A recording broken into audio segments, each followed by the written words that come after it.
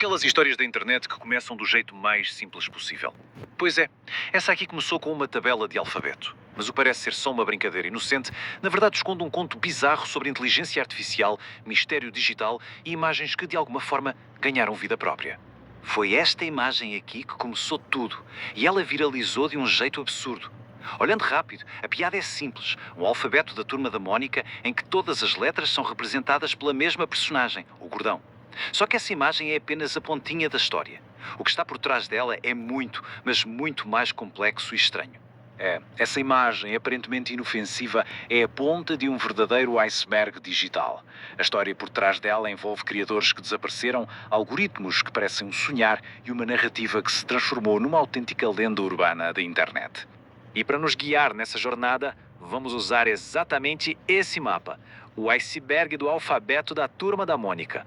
A gente vai começar lá no topo, com o que é viral e todo mundo conhece, e depois vamos descer camada por camada até as profundezas mais bizarras e misteriosas desse fenômeno. A primeira camada, logo abaixo da superfície, já revela o elemento humano. É que antes de qualquer IA entrar na jogada, existiu um criador e uma obra original que, de um jeito bem misterioso, simplesmente desapareceu. Pensem só. O criador partilhou a sua arte, mas pouco depois a sua conta sumiu. E por 2 anos estas imagens viraram o que se chama de Lost Media, um conteúdo perdido. As pessoas lembravam-se delas, mas os arquivos originais estavam inacessíveis, até que de repente elas reapareceram. E para quem talvez não conheça o termo Lost Media, é basicamente isso. Qualquer pedaço de conteúdo que se sabe que existiu, mas que não dá mais para encontrar ou aceder. É quase como uma arqueologia digital, em que as pessoas procuram por esses verdadeiros fantasmas da internet. E por um bom tempo, este alfabeto foi um deles. E é exatamente aqui que a inteligência artificial entra em cena. E deixa tudo, se é que é possível, ainda mais estranho. Quando as pessoas tentaram recriar o tal alfabeto perdido, o algoritmo não se limitou a cometer erros. Ele começou a alucinar, a inventar a sua própria realidade distorcida. Olha, a tarefa parecia simples, né? Associar cada letra a um personagem da Turma da Mónica, mas o resultado foi um caos absoluto. A IA não só falhou miseravelmente, como pareceu criar a sua própria versão alternativa e bem esquisita do universo da Mónica. O primeiro grande erro já salta aos olhos. Para a letra I, em vez de usar uma personagem que fizesse sentido, a IA simplesmente inseriu o irmão do Jor-El, que é o protagonista de outra série de animação brasileira. Um crossover que não faz o menor sentido, totalmente inesperado. A inconsistência da IA era gritante. Numa das versões, ela inventa um cachorro chamado Laibo para a letra L, uma personagem que simplesmente não existe.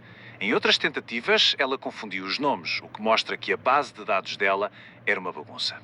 Então, o ponto crucial aqui é o seguinte: o algoritmo não estava só a ir buscar os dados errados. Quando ele não encontrava uma resposta, ele simplesmente inventava, criava personagens do mais absoluto nada, num processo que a gente conhece como alucinação de IA.